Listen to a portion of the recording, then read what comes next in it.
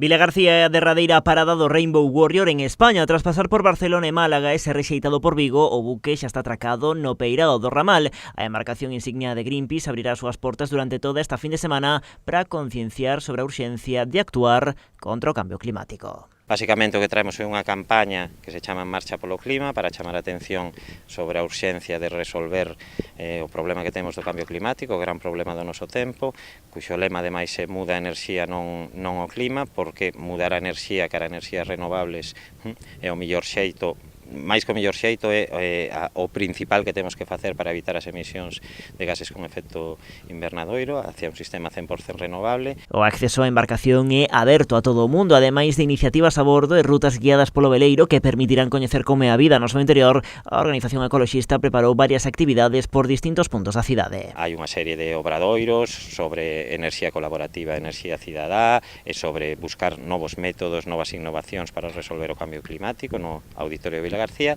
e o domingo dos colofóns será un concerto con Maika Makoski, con De Pedro e a nosa Uxía, aí na Praza Segunda República de Vilagarcía. A pesar da polémica xerada polas trabas iniciais da Autoridade Portuaria Vilagarcía para acoller a esta embarcación no porto da cidade, dende Greenpeace queren evitar enfrontamentos e recoñecen a colaboración prestada. Bueno, nos agradecemos a Autoridade Portuaria que nos teña facilitado poder atracar. Había algúns problemas de compatibilidade coas actividades portuarias, pero nos non temos máis que agradecimento cara a Autoridade Portuaria de Vilagarcía. O Rainbow Warrior soltará amarras o vindeiro martes. Antes de abandonar a ría da Arousa fará unha parada simbólica preto da illa como mostra de apoio ao proxecto de transición enerxética que está en marcha no concello. A súa seguinte parada será La Rochelle, en Francia.